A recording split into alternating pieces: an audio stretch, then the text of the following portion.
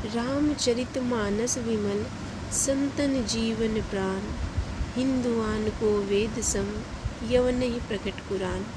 नमस्कार, प्रस्तुत है हमारी आज की क्लास। आज हम हिंदी साहित्य के भक्तिकाल से संबंधित अपनी 11वीं क्लास देखेंगे। इसके पहले हमने 10 क्लास देख ली हैं। अगर आपने वो क्लास नहीं देखी हैं तो आप हमारे चैनल पर जाकर देख सकते हैं। तो प्रारंभ करते हैं अपनी आज की क्लास। आज का हमारा पहला प्रश्न है, कलिकुलिस जीव निस्तार हित, वाल्मीकि तुलसी भयो उक्ति रचित है। कलिकुलिस जीव निस्तार हित, वाल्मीकि तुलसी भयो उक्ति रचित है। तो इसका सही जवाब है नाभादास। अगला प्रश्न है, मातु पिता जग जाई तजो विदहु न लिख्यो, कछु भाल भलाई। यह आत्मपरक काव्य पंक्ति किस भक्तकालीन कवि की है? तो इसका सही जवाब है तुलसीदास जी की। यह पंक्ति भी तुलसीदास जी की है। अगला प्रश्न है, गोस्वामी तुलसीदास की भक्ति है। तो इसका सही जवाब है दास्य भाव प्रकार की भक्ति। गोस्वामी तुलसीदास जी की भक्ति दास्य भाव की भक्ति है। अगला प्रश्न है, कीरति भनित भूति भली सोई, सुरसरि सम सब कहाँ हित होई। फिर से सुनिएगा, कीरति भनिति भूति भली सोई, सुरसरि सम सब कहाँ हित होई। ये पंक्तियाँ हैं। तो इसका सही जवाब है तुलसीदास जी की। यह पंक्तियाँ तुलसीदास जी की हैं। अगला प्रश्न है, रामचरितमानस में तुलसीदास ने सर्वप्रथम वंदना की है। रामचरितमानस में तुलसीदास ने सर्वप्रथम वंदना की है। तो इसका सही जवाब है सरस्वती जी की और श्री गणेश जी की। सरस्वती जी की और श्री गणेश जी की रामचरितमानस में तुलसीदास जी ने सर्वप्रथम वंदना की है। हमारा अगला प्रश्न है, लोक मंगल की साधना का कवि कहा जाता है। लोक मंगल की साधना का कवि कहा जाता है। तो इसका सही जवाब है तुलसीदास जी को।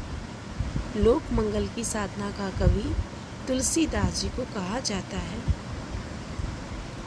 अगला प्रश्न है, तुलसीदास द्वारा रचित विनय पत्रिका की रचना हुई है।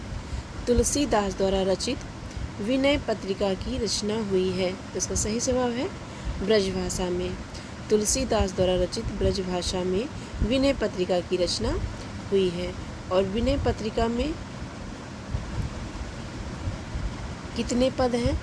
तो विनय पत्रिका में 279 पद हैं। किसमें है? विनय पत्रिका में। अगला प्रश्न है, मेधाकर बहुगुणा द्वारा रचित कृति है। मेधाकर बहुगुणा द्वारा रचित कृति है। तो इसका सही जवाब है रामायण प्रदीपम। मेधाकर बहुगुणा द्वारा रचित कृति रामायण प्रदीपम है। अगला प्रश्न है, नाभादास किस भक्ति धारा के कवि हैं? नाभादास किस भक्ति धारा के कवि हैं? तो इसका सही जवाब है राम भक्ति धारा के कवि। अगला प्रश्न है, सच पूछा जाए तो मध्य युग की समग्र स्वाधीन चिंता के गुरु रामानंद ही थे। यह कथन है। तो यह कथन हजारी प्रसाद द्विवेदी जी का है। फिर से सुनिएगा, सच पूछा जाए तो मध्य युग की समग्र स्वाधीन चिंता के गुरु रामानंद ही थे। यह कथन किसका है? तो यह कथन हजारी प्रसाद द्विवेदी जी का है। अगला प्रश्न है, आलवार भक्तों की या संतों की संख्या है। तो इसका सही जवाब है 12। आलवार भक्तों की संख्या 12 मानी जाती है। अगला प्रश्न है, भक्तमाल जो कि नाभादास द्वारा कृत है के टीकाकार हैं। तो भक्तमाल के टीकाकार कौन है? इसका सही जवाब है प्रियादास। अगला प्रश्न है, मूल गोसाई चरित की रचनाकार हैं। मूल गोसाई चरित के रचनाकार हैं? तो इसका सही जवाब है बेनी माधवदास। मूल गोसाई चरित बेनी माधवदास द्वारा लिखी गई है। अगला प्रश्न है, उन्होंने रचना नैपुण्य का भद्दा प्रदर्शन कहीं नहीं किया है और ना शब्द चमत्कार आदि के खिलवाड़ों में वह फंसे हैं। उनकी सी भाषा की सफाई और किस कवि में नहीं, और किसी कवि में नहीं। फिर से सुनिएगा, उन्होंने रचना नैपुण्य का भद्दा प्रदर्शन कहीं नहीं किया है और न शब्द चमत्कार आदि के खिलवाड़ों में वे फंसे हैं। उनकी सी भाषा की सफाई और किसी कवि में नहीं। शुक्ल जी का यह कथन है। तो शुक्ल जी का यह कथन तुलसीदास जी के विषय में कहा गया है। अगला प्रश्न है, कवित्व विवेक एक नहीं मोरे, सत्य कहूँ लिखि कागद कोरे। यह विनियोक्ति है। तो इसका सही जवाब है तुलसीदास जी की। यह विनियोग तुलसीदास जी की है। अगला प्रश्न है, विज्ञान गीता लिखी गई है। तो इसका सही जवाब है केशवदास द्वारा। विज्ञान गीता केशवदास जी की रचना है। अगला प्रश्न है, संवत 1631 करम कथा हरिपद धर सीसा। उपयुक्त पंक्तियाँ कही गई हैं। इसका सही जवाब है रामचरितमानस के लिए। यह पंक्तियाँ रामचरितमानस के लिए कही गई हैं। रामचरितमानस किस भाषा में लिखी गई है? तो रामचरितमानस अवधी भाषा में लिखी गई है। और रामचरितमानस में कुल दोहा छंदों की संख्या कितनी है? तो कुल दोहा छंदों की संख्या है 1074। 1074 ये कुल दोहा छंदों की संख्या है रामचरितमानस में। अगला प्रश्न है, मानव प्रकृति का ज्ञान तुलसीदास से अधिक उस युग में किसी को नहीं था। फिर से सुनिएगा, मानव प्रकृति का ज्ञान तुलसीदास से अधिक उस युग में किसी को नहीं था। यह कथन है। इसका सही जवाब है हजारी प्रसाद द्विवेदी। यह कथन हजारी प्रसाद द्विवेदी का है। हजारी प्रसाद द्विवेदी जी ने ये तुलसीदास जी के संदर्भ में क्या कहा है कि मानव प्रकृति का ज्ञान तुलसीदास से अधिक उस युग में किसी को नहीं था। यह कथन हजारी प्रसाद द्विवेदी जी ने तुलसीदास जी के संदर्भ में कहा है। अगला प्रश्न है, राम काव्य धारा से संबंधित कृति राम ध्यान मंजरी है। इसका सही जवाब है अग्रदास। राम ध्यान मंजरी अग्रदास की रचना है। अगला प्रश्न है, गोरख जगायो जोग भगति भगायो लोग। ये काव्य पंक्ति है। तो इसका सही जवाब है तुलसीदास कृत कवितावली से। यह काव्य पंक्ति तुलसीदास जी की कवितावली से ली गई है। अगला प्रश्न है, साखी शब्दी दोहरा कही कहिनी उफान भगति निरूपहि भगति कल निंदहि वेद पुराण। फिर सुनिएगा, साखी शब्दी दोहरा कही कहनी उपखान भगत निरूपहि भगत कली निंदहि वेद पुराण। उपयुक्त पंक्तियों के रचनाकार हैं। तो इसका सही जवाब है तुलसीदास। अगला प्रश्न है, गोस्वामी तुलसीदास जी ने रामचरितमानस की रचना की थी। तो गोस्वामी तुलसीदास जी ने रामचरितमानस की रचना किस लिए की थी? तो उन्होंने स्वांतः सुखाय के लिए रामचरितमानस की रचना की थी। अगला प्रश्न है, गीतावली काव्य कृति है। तो इसका सही जवाब है तुलसीदास जी की। अगला प्रश्न है, राम कैसो जस अध उरथ गगन है। यह पंक्ति है। तो इसका सही जवाब है सेनापति की। यह पंक्ति सेनापति की है। अगला प्रश्न है, वह रचनाकार जिसके बचपन का नाम राम बोला था। इसका सही जवाब है तुलसीदास। तुलसीदास जी के बचपन का नाम राम बोला था। अगला प्रश्न है, खेती न किसान को, भिखारी को न भीख भली, बनिक को बनिज, न चाकर को चाकरी। यह पंक्ति तुलसीदास के किस कृति से संबंधित है? फिर से सुनिएगा। खेती न किसान को, भिखारी को न भीख भली, बनिक को बनिज, न चाकर को चाकरी। यह पंक्ति तुलसीदास जी की किस कृति से संबंधित है? तो इसका सही जवाब है कवितावली। यह पंक्ति कवितावली से ली गई है। अगला प्रश्न है, विनय पत्रिका लिखी गई है, तो इसका सही जवाब है ब्रजभाषा में। विनय पत्रिका ब्रजभाषा में लिखी गई है। और विनय पत्रिका का काव्य रूप क्या है? तो विनय पत्रिका गीति काव्य है। विनय पत्रिका गीति काव्य है। अगला प्रश्न है, जहांगीर जस चंद्रिका के रचयिता हैं। जहांगीर जस चंद्रिका के रचयिता हैं, तो इसका सही जवाब है केशव दास जी। अगला प्रश्न है, कवित्त रत्नाकर के लेखक हैं, तो इसका सही जवाब है सेनापति। कवित्त रत्नाकर सेनापति की रचना है। अगला प्रश्न है, ब्रजभाषा का वह कवि जो ऋतु वर्ण के लिए विख्यात है। ब्रजभाषा का वह कवि जो ऋतु वर्ण के लिए विख्यात है, तो इसका सही जवाब है सेनापति। अगला प्रश्न है, तुलसीदास जी ने किस गुरु से शास्त्रों का अध्ययन किया है? तुलसीदास जी ने किस गुरु से शास्त्रों का अध्ययन किया है? तो इसका सही जवाब है शेष सनातन। गुरु शेष सनातन से तुलसीदास जी ने शास्त्रों का अध्ययन किया था। अगला प्रश्न है, दक्षिण के आलवार संत संबंधित माने जाते हैं, तो इसका सही जवाब है राम भक्ति शाखा से। अगला प्रश्न है, तुलसीदास की वह कृति जो कांडों में विभाजित नहीं है, तो इसका सही जवाब है पार्वती मंगल। तुलसीदास जी की रचना पार्वती मंगल कांडों में विभाजित नहीं है। अगला प्रश्न है, श्री रामानुजाचार्य की भक्ति है।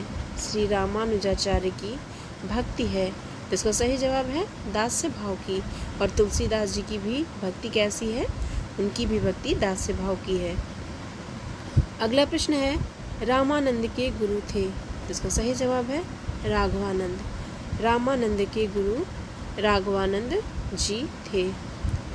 अगला प्रश्न है, भक्ति काल का वह कवि जिसने संस्कृत को छोड़कर भी संस्कृत की शास्त्रीय परंपरा का निर्वहन किया है। फिर से सुनिएगा, भक्ति काल का वह कवि जिसने संस्कृत को छोड़कर भी संस्कृत की शास्त्रीय परंपरा का निर्वहन किया है, तो इसका सही जवाब है तुलसीदास। अगला प्रश्न है,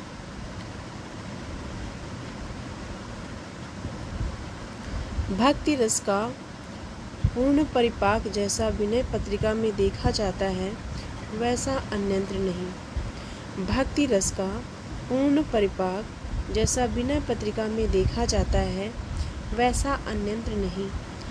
यह कथन है, तो यह कथन किसका है? यह कथन आचार्य रामचंद्र शुक्ल जी का है। हमारा अगला प्रश्न है, हनुमान चरित का रचयिता है। हनुमत चरित्र के रचयिता हैं, तो इसका सही जवाब है रायमल पांडे। ये रचना रायमल पांडे जी की है। अगला प्रश्न है, विशिष्टाद्वैतवाद दार्शनिक मत के भक्त कवि थे। विशिष्टाद्वैतवाद दार्शनिक मत के भक्त कवि थे, तो इसका सही जवाब है तुलसीदास जी। तुलसीदास जी का संबंध विशिष्टाद्वैतवाद से है। अगला प्रश्न है, वियोगी हरि ने तुलसीदास को परिगणित किया है, तो इसका सही जवाब है रामानंदी संप्रदाय में। वियोगी हरि ने तुलसीदास जी को रामानंदी संप्रदाय में परिगणित किया है। हमारा अगला प्रश्न है, कठिन काव्य का प्रेत कहा जाता है, तो इसका सही जवाब है केशवदास जी को। और केशवदास जी को कठिन काव्य का प्रेत कहा किसने है? तो वो कहा है आचार्य रामचंद्र शुक्ल ने।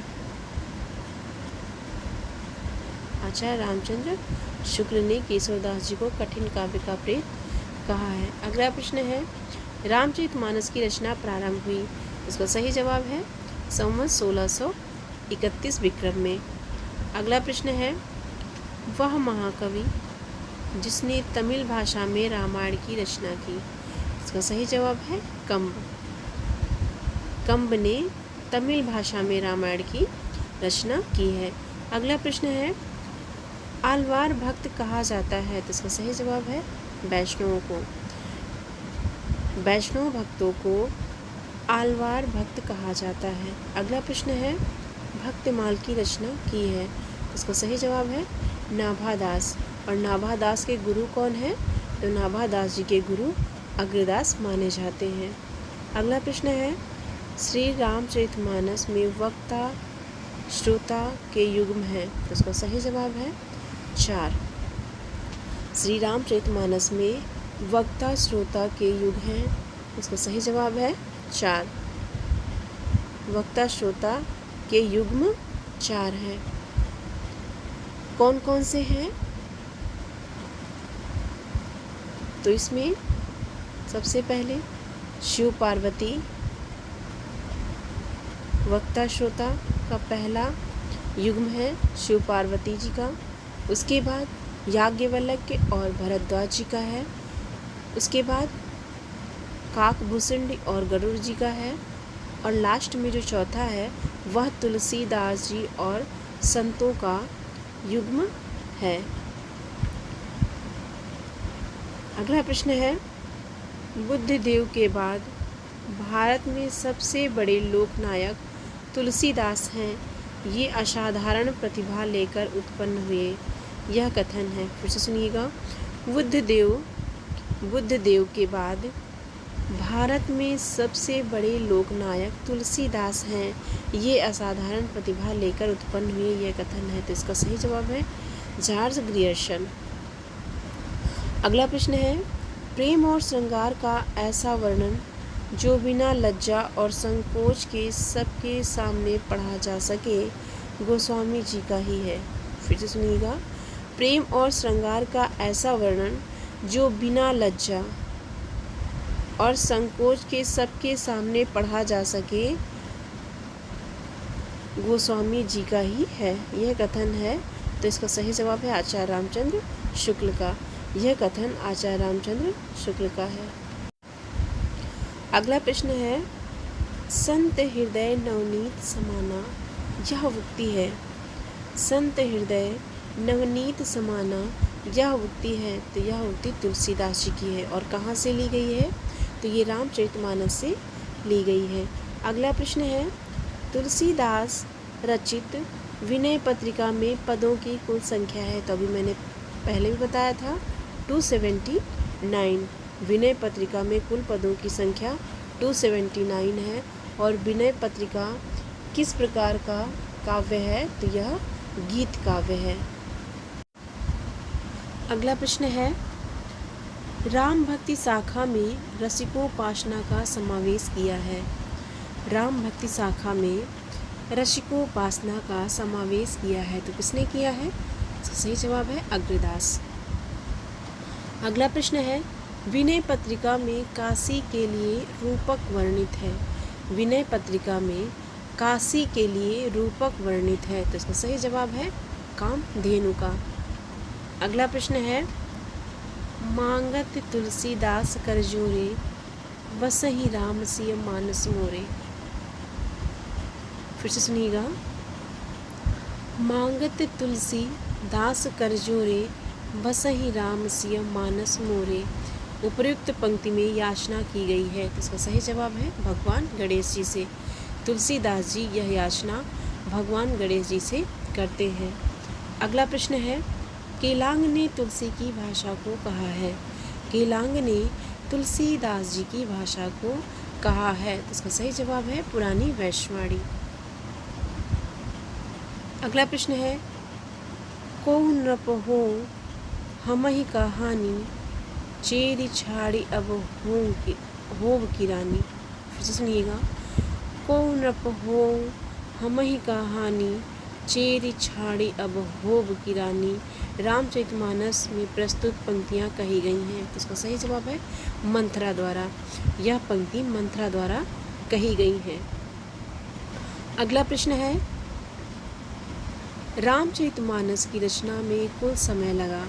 रामचरितमानस की रचना में कुल समय लगा। तो इसका सही जवाब है 2 वर्ष 7 महीना और 26 दिन। 2 वर्ष 7 महीना और 26 दिन में रामचरितमानस की रचना में समय लगा। अगला प्रश्न है, सीता त्रिजटा संवाद रामचरितमानस के किस कांड में वर्णित है। इसका सही जवाब है सुंदरकांड।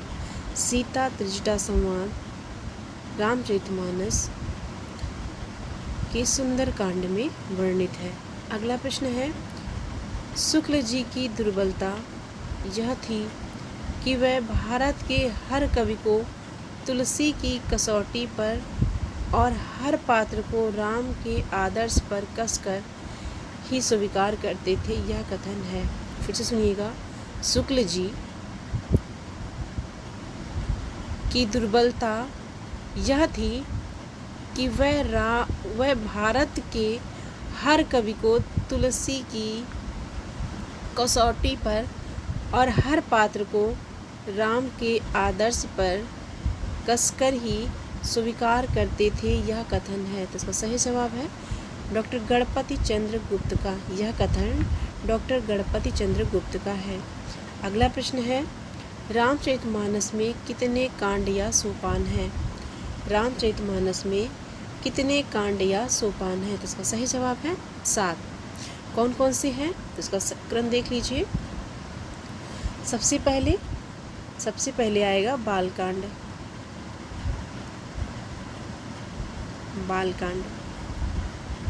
दूसरे नंबर पे आएगा अयोध्या कांड।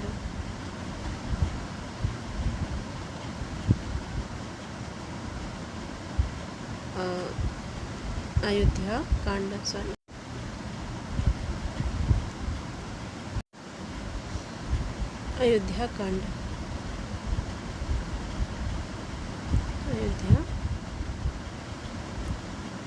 कांड। तीसरे नंबर पे आएगा अरण्य कांड।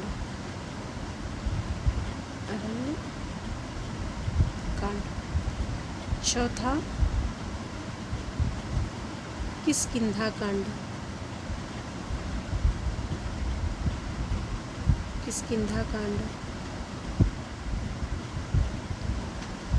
पांचवा है सुंदरकांड।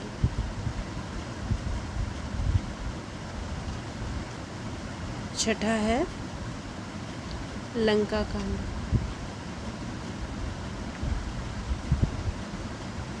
और लास्ट है 7वां उत्तरकांड।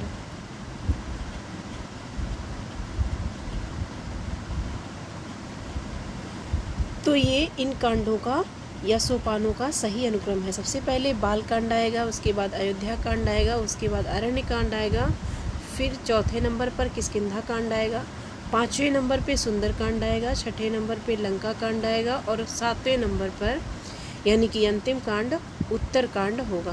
तो ये इसका सही जवाब है। अगला प्रश्न है, कृष्ण गीतावली के रचयिता हैं। तो इसका सही जवाब है तुलसीदास। कृष्ण गीतावली के रचयिता तुलसीदास जी हैं। अगला प्रश्न है, केशवदास को कठिन काव्य का प्रेत कहा है।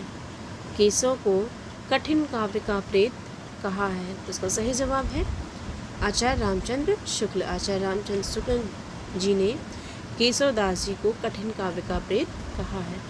अगला प्रश्न है, अहिंसावाद और प्रपत्तिवाद देन है। इसका सही जवाब है वैष्णव संप्रदाय की। अहिंसावाद और प्रपत्तिवाद वैष्णव संप्रदाय की देन है। अगला प्रश्न है, अगुनहि सगुनहि नहीं कछु भेदा उक्ति है। तो इसका सही जवाब है तुलसीदास जी की। यह पंक्ति यह उक्ति तुलसीदास जी की है। अगला प्रश्न है, साहित्य को सुर सरिसम सबका हितकारी घोषित किया है। तो इसका सही जवाब है गोस्वामी तुलसीदास जी ने। साहित्य को सुर सरिसम सबका हितकारी तुलसीदास जी ने घोषित किया है। अगला प्रश्न है, बरवै रामायण के नामकरण का आधार है। तो इसका सही जवाब है बरवै छंद। बरवै रामायण के नामकरण का आधार है बरवै छंद। ये इसका सही जवाब है। और बरवै छंद में कुल कितने छंद हैं? तो इसका सही जवाब है 69। बरवै रामायण में कुल 69 छंद हैं। तो ये इसका सही जवाब है। अगला प्रश्न है, तुलसीदास को लोकनायक कहने वाले विद्वान हैं। तो इसका सही जवाब है हजारी प्रसाद द्विवेदी जी ने। हजारी प्रसाद द्विवेदी जी ने तुलसीदास जी को लोकनायक कहा है। अगला प्रश्न है, रामलला नहछू रचना की शैली है। रामलला नहछू रचना की शैली है। तो इसका सही जवाब है अवधी लोकगीतों की। रामलला नहछू की रचना शैली अवधी लोकगीतों की है। तो ये इसका सही जवाब है। अगला प्रश्न है, तुलसीदास जी ने कलयुग का वर्णन कवितावली के किस कांड में किया है? तो इसका सही जवाब है उत्तरकांड में। तुलसीदास जी ने कलयुग का वर्णन कवितावली के उत्तरकांड में किया है। हमारा अगला प्रश्न है, तुलसीदास का रामचरितमानस लिखा गया है। तो इसका सही जवाब है दोहा चौपाई छंद में। रामचरितमानस दोहा चौपाई छंद में लिखा गया है। अगला प्रश्न है, लाज न आवत आपको दौरे आयहु साथ पंक्ति का संबंध है। तो इसका सही जवाब है तुलसीदास जी से। इन पंक्तियों का संबंध तुलसीदास जी से है। अगला प्रश्न है, तुलसीदास की वह काव्य रचना जो सूरदास के अनुकरण पर की गई है। फिर से सुनिएगा, तुलसीदास जी की वह काव्य रचना जो सूरदास जी के अनुकरण पर की गई है। तो इसका सही जवाब है गीतावली। अगला प्रश्न है, आरती कीजय हनुमान लला की के रचयिता हैं। तो इसका सही जवाब है रामानंद। हनुमान जी की आरती के रचयिता रामानंद जी हैं। अगला प्रश्न है, सुंदर कांड में प्रमुख पात्र हैं। तो इसका सही जवाब है हनुमान जी। सुंदर कांड के प्रमुख पात्र हनुमान जी हैं। अगला प्रश्न है, रामचरितमानस की भाषा है। तो इसका सही जवाब है अवधी। रामचरितमानस की भाषा अवधी है। और ये कैसा काव्य है? तो रामचरितमानस एक प्रबंध काव्य है, प्रबंध महाकाव्य है रामचरितमानस। अगला प्रश्न है, सुरतीय नरतीय नागतीय सब चाहत असी होए, गोद लिए हुलसी फिरे तुलसी सो सुत होए। उपयुक्त दोहा है।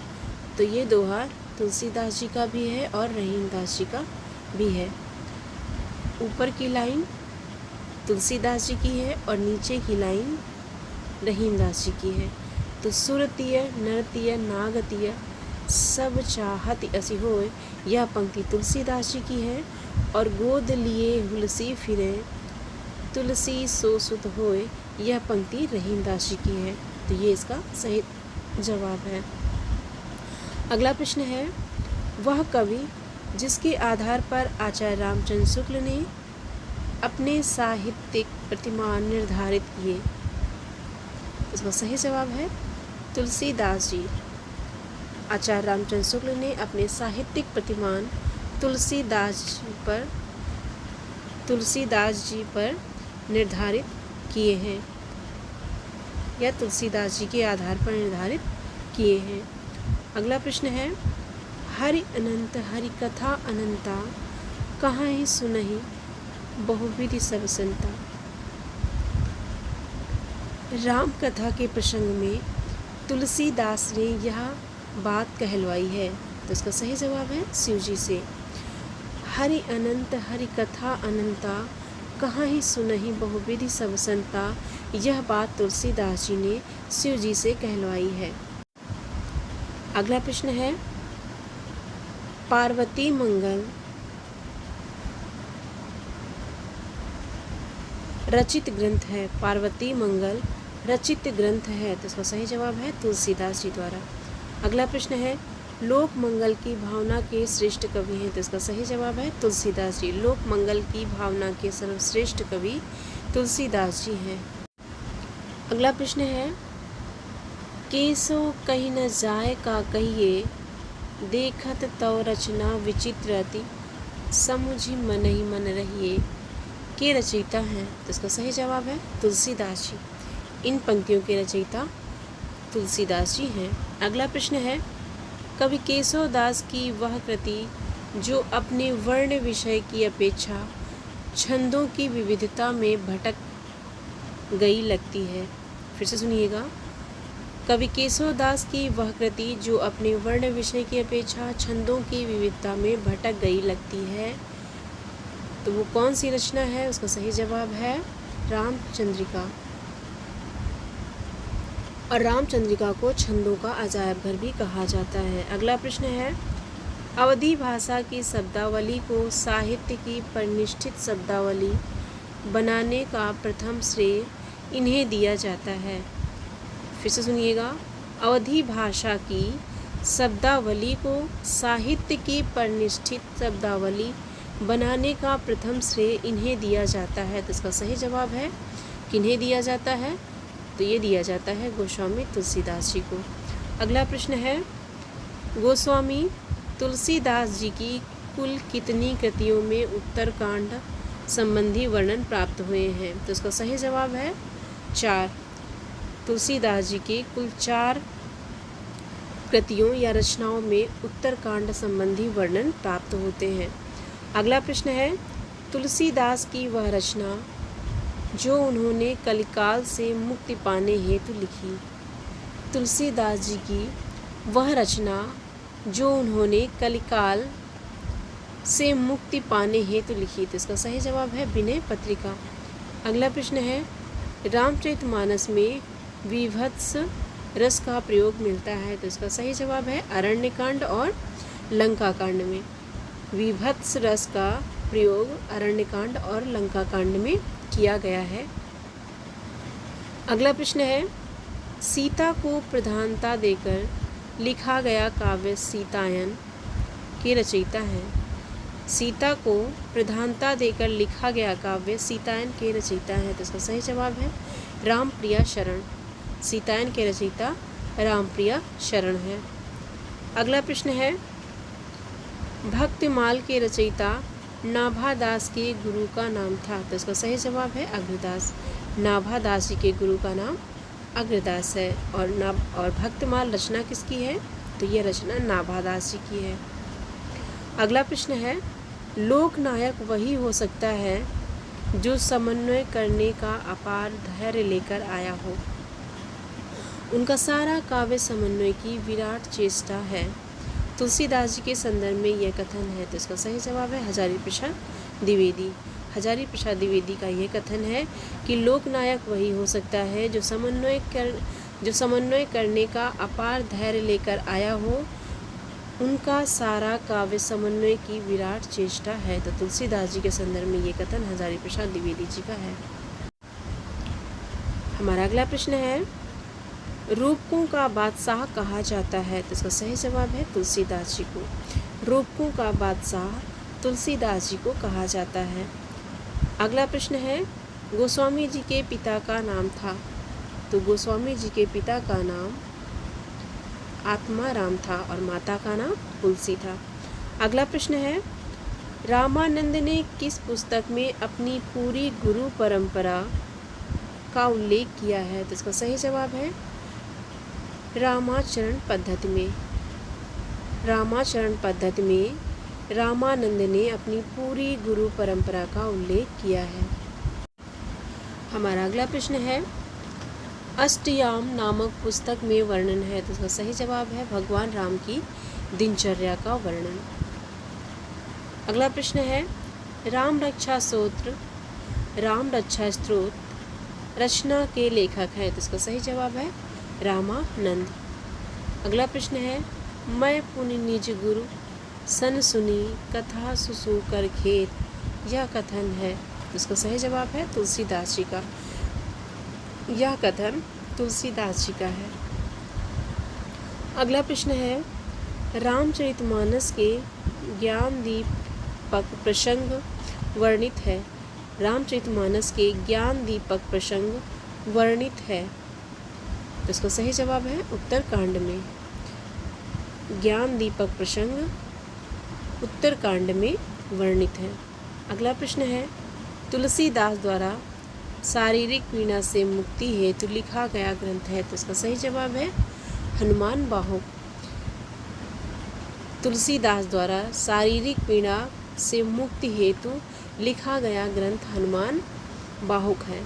अगला प्रश्न है रामचरितमानस नामक महाकाव्य की रचना शैली है, तो इसका सही जवाब है दोहा चौपाई शैली। अगला प्रश्न है अवधी एवं ब्रजभाषा दोनों में रचना करने वाले कवि हैं, तो इसका सही जवाब है तुलसीदास जी। तुलसीदास जी ने अवधी भाषा में भी रचना की है और ब्रजभाषा में भी रचना की है।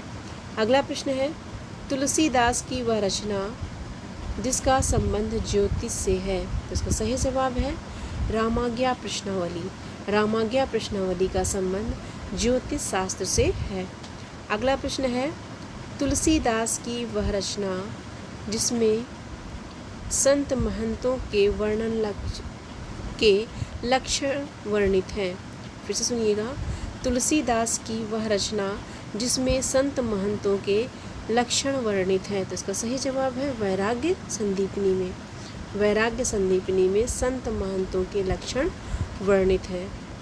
अगला प्रश्न है तुलसीदास के गुरु थे, तो इसका सही जवाब है नरहरयानंद। तुलसीदास जी के गुरु नरहरयानंद जी हैं।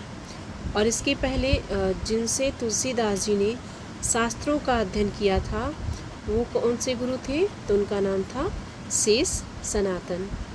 अगला प्रश्न है वरवै रामायण रचना है, तो इसका सही जवाब है तुलसीदास जी की। वरवै रामायण तुलसीदास जी की रचना है। और यह वरवै रामायण किस भाषा में लिखी गई है, तो यह अवधी भाषा में लिखी गई है वरवै रामायण, जिसमें 69 छंद हैं। अगला प्रश्न है कबीर कानि राखी नहीं वर्णाश्रम खटदर्शनी, कहा है कबीर कानि राखी नहीं वर्णाश्रम खटदर्शनी कहा है, तो इसका सही जवाब है नाभादास ने। नाभादास जी ने यह पंक्ति कही है। अगला प्रश्न है गोस्वामी तुलसीदास की अंतिम रचना है, तो इसका सही जवाब है हनुमान बाहुक। हनुमान बाहुक तुलसीदास जी की अंतिम रचना है। हमारा अगला प्रश्न है वह कवि जिसने राम और सीता के विवाह के अवसर पर मिथिला की स्त्रियों से गारी गीत गवाया है, तो इसका सही जवाब है केशवदास। केशवदास जी ने राम और सीता के विवाह के अवसर पर मिथिला की स्त्रियों से गारी गीत गवाया है। अगला प्रश्न है स्वामी अग्रदास का संबंध है, तो इसका सही जवाब है राम भक्ति शाखा से। और ये गुरु किसके हैं, तो अग्रदास नाभादास जी के गुरु कहे जाते हैं। हमारा अगला प्रश्न है भक्ति काल के कवि जिसको जातीय कवि कहा जाता है। भक्ति काल के कवि जिसको जातीय कवि कहा जाता है, तो इसका सही जवाब है तुलसीदास जी को। तुलसीदास जी को जातीय कवि भी कहा जाता है। अगला प्रश्न है गीतावली है, तो इसका सही जवाब है मुक्तक काव्य। गीतावली कैसा काव्य है, तो गीतावली मुक्तक काव्य है। अगला प्रश्न है तुलसीदास जी ने भी भ्रमर गीत परंपरा के अंतर्गत भ्रमर गीत की रचना की जो संकलित है, फिर से सुनिएगा, तुलसीदास जी ने भी भ्रमर गीत परंपरा के अंतर्गत भ्रमर गीत की रचना की है जो संकलित है, तो इसका सही जवाब है कृष्ण गीतावली में। अगला प्रश्न है तुलसीदास की भक्ति है, तो इसका सही जवाब है दास्य प्रकार की भक्ति, यानी कि दास्य भाव की भक्ति तुलसीदास जी की भक्ति है। अगला प्रश्न है तुलसीदास ने रामचरितमानस के उत्तरकांड में वर्णन किया है? तो इसका सही जवाब है कलयुग का। तुलसीदास जी ने कवितावली के उत्तरकांड में और रामचरितमानस के उत्तरकांड में कलयुग का वर्णन किया है। अगला प्रश्न है, राम राज्याभिषेक की तैयारी रामचरितमानस के किस कांड का हिस्सा है? राम राज्याभिषेक की तैयारी रामचरितमानस के किस कांड का हिस्सा है? तो इसका सही जवाब है अयोध्या सिंह उपाध्याय का अयोध्या कांड का। राम राज्याभिषेक की तैयारी रामचरितमानस के अयोध्या कांड का हिस्सा है, ये इसका सही जवाब है। अगला प्रश्न है, अयोध्या कांड के प्रथम श्लोक में स्तुति की गई है? तो इसका सही जवाब है शंकर जी की। अयोध्या कांड के प्रथम श्लोक में शंकर जी की स्तुति की गई है। अगला प्रश्न है, रामचरितमानस के अयोध्या कांड का हिस्सा है? रामचरितमानस के अयोध्या कांड का हिस्सा है, तो इसका सही जवाब है चित्रकूट निवास। अगला प्रश्न है, अब लो नसानी अब न नसइयों तुलसीदास की यह उक्ति उद्धृत है? तो इसका सही जवाब है विनय पत्रिका से। यह पंक्ति विनय पत्रिका से ली गई है। अगला प्रश्न है, आचार्य रामचंद्र शुक्ल ने गोस्वामी तुलसीदास द्वारा रचित ग्रंथों की संख्या मानी है? तो इसका सही जवाब है 12। आचार्य रामचंद्र शुक्ल ने गोस्वामी तुलसीदास द्वारा रचित ग्रंथों की संख्या 12 मानी है। कौन कौन सी 12 रचनाएं हैं? तो सबसे पहले वैराग्य संदीपिनी, रामाज्ञा प्रश्नावली, रामलला नाचू, जानकी मंगल, पार्वती मंगल, रामचरितमानस, कृष्ण गीतावली, गीतावली, विनय पत्रिका, दोहावली, बरवै रामायण और कवितावली। अगला प्रश्न है, तुलसीदास की प्रमुख रचना है? तो इसका सही जवाब है रामचरितमानस। रामचरितमानस तुलसीदास जी की प्रमुख रचना मानी जाती है। अगला प्रश्न है, भक्तमाल के रचयिता है? तो इसका सही जवाब है नाभादास। भक्तमाल के रचयिता नाभादास जी हैं। तो ये थी हमारी आज की क्लास। कैसी लगी ज़रूर बताइएगा। अगर किसी प्रश्न को लेकर कोई डाउट है तो अपनी प्रतिक्रिया कमेंट बॉक्स में ज़रूर दीजिएगा। और अगर हमारी क्लास अच्छी लगी हो तो हमारे चैनल को लाइक एंड सब्सक्राइब कर हमारा सपोर्ट कीजिए। धन्यवाद। जय हिंद।